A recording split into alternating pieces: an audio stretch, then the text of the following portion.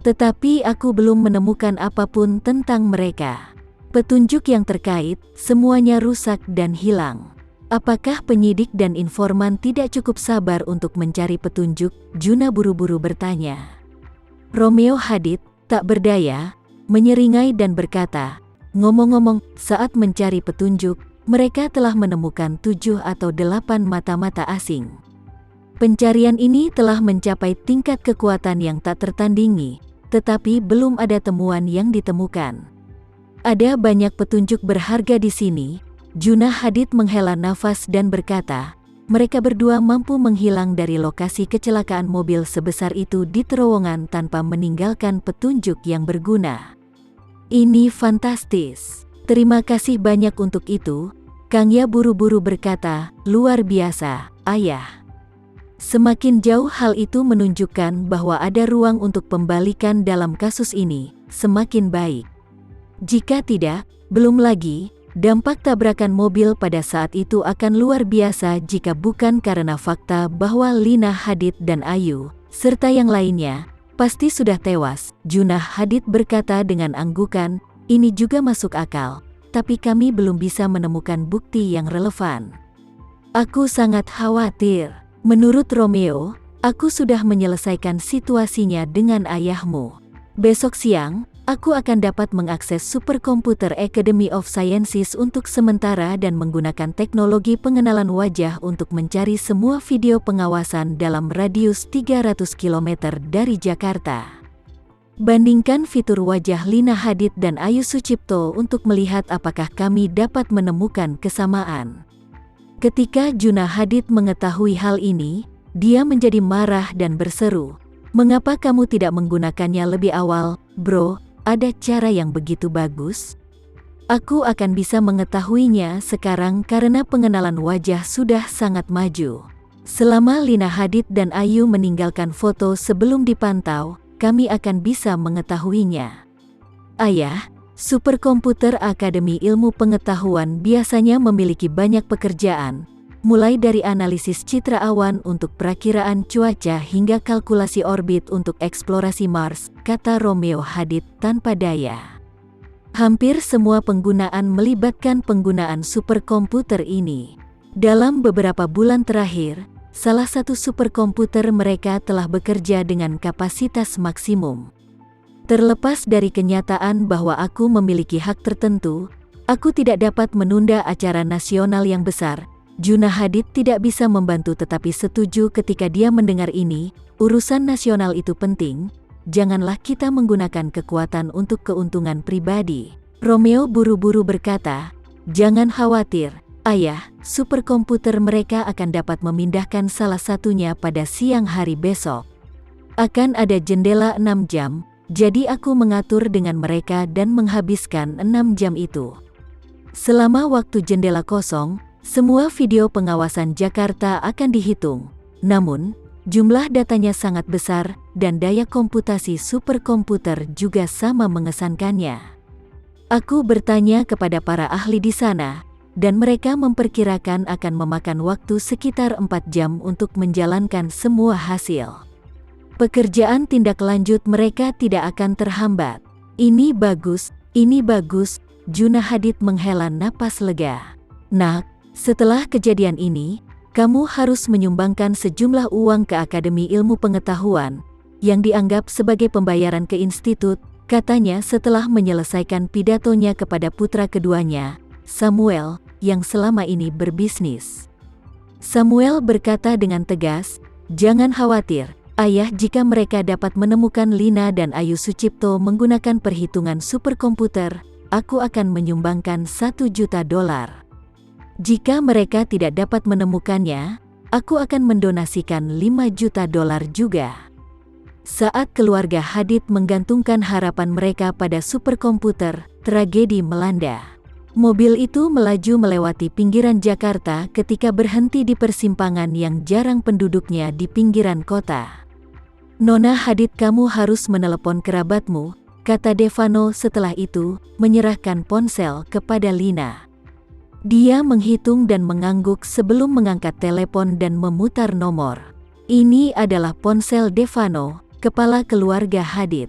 Juna Hadid telah mengumpulkan anak-anaknya untuk rapat. Dia tidak mengharapkan telepon berdering secara tidak terduga. Dia semakin kesal ketika dia menyadari itu adalah nomor yang tidak diketahui. Jadi dia menekan untuk menjawab dan bertanya dengan nada mengancam, siapa itu sebenarnya? Apa sebenarnya masalahnya? Ayah aku, Lina Hadid, kata Lina Hadid di ujung telepon dan tiba-tiba tercekat. Apa? Lina Hadid, Juna Hadid mendengar suara Lina dan seluruh tubuhnya hampir seperti disambar petir. Dia mendengar suara putrinya, tetapi dia tidak percaya itu benar-benar dia. Jadi pada saat ini, dia merasa jantungnya tiba-tiba menjadi 2 kali lipat, dan pemukulan yang keras membuat seluruh dadanya sakit. Sambil memegangi dadanya, dia tanpa sadar menegaskan, "Kamu, apakah kamu benar-benar Lina Hadid?" Ketika kata-kata ini keluar, anak-anak Hadid di sekitarnya juga terkejut. Romeo berseru dan bertanya, "Ayah, apakah itu benar-benar Lina Hadid?" Samuel Hadid buru-buru berkata, "Ayah, nyalakan pengeras suara." Juna Hadid buru-buru menyalakan speaker telepon dan mendengar telepon di ujung yang lain. Lina Hadid tersedak dan berkata, "Ayah, ini benar-benar aku masih hidup, dan Ayu Sucipto masih hidup, tepat di sisiku." Ayu juga berkata sambil menangis, "Kakek, ini aku Ayu." Seluruh keluarga Hadid tiba-tiba mendidih. Juna Hadid berdiri tiba-tiba dan berkata tanpa berpikir, "Di mana kamu sekarang gadis-gadisku?" Lina Hadid buru-buru berkata, "Kami berada di pinggiran Jakarta." "Ayah, tidak ada orang di sini. Aku akan merepotkanmu untuk mengatur seseorang untuk menjemput kita."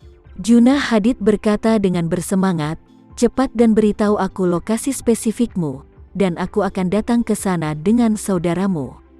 Lina Hadid berkata, "Aku akan menggunakan ponsel ini untuk menambahkan WhatsAppmu dan mengirimkan alamatnya." Juna Hadid berseru, "Beri aku perkiraan arah dulu. Ke arah mana kamu berada di Jakarta? Aku akan pindah ke sana dulu." Lina Hadid buru-buru menatap Devano. Devano berbicara tentang sisi utara tanpa suara. Jadi Lina Hadid buru-buru berkata, "Ayah, aku di utara Jakarta." "Baik." Juna Hadid bersemangat dan buru-buru berkata, "Kamu bisa mengirimiku alamat di WhatsApp sekarang, dan aku akan keluar sekarang." Setelah menutup telepon, Juna Hadid dengan bersemangat berkata kepada Romeo dan Samuel, "Romeo, Samuel, bersiaplah dengan mobilnya, dan kalian berdua akan menjemput mereka denganku." Kangya buru-buru berkata, "Ayah, aku akan pergi juga." Juna melambaikan tangannya, "Kangya, jangan ikut dengan kami. Atur koki, dokter, dan pelayan di rumah. Siapkan mereka. Biarkan koki menyiapkan makanan, minta dokter bersiap untuk pemeriksaan fisik, dan beritahu bibi untuk membersihkan kamar tidur." Saat dia berkata, dia menghela nafas dengan sedih. "Aku tidak tahu dalam kondisi apa anak perempuanku saat ini, dan apakah mereka telah menderita." Kangya mengangguk berulang kali dan berkata, "Baiklah ayah, kalau begitu aku akan mengaturnya." Juna Hadid bersenandung, merangkul kedua putranya, dan bergegas keluar. Di sisi lain, Lina Hadid juga mengirimkan spesifik lokasi kepada ayahnya. Romeo Hadid mengendarai kendaraan komersial 7 tempat duduk dari rumah dan membawa ayah dan adik laki-lakinya dengan tergesa-gesa menuju pinggiran utara. Dalam perjalanan, Samuel yang duduk di kopilot tidak bisa menahan diri untuk tidak melihat kembali pada yang duduk di barisan belakang, dan berkata, "Ayah, kemana perginya Lina Hadid dan Ayu Sucipto selama ini? Menurutku positioning ini tidak terlalu jauh dari kita. Jaraknya sekitar 20 atau 30 kilometer."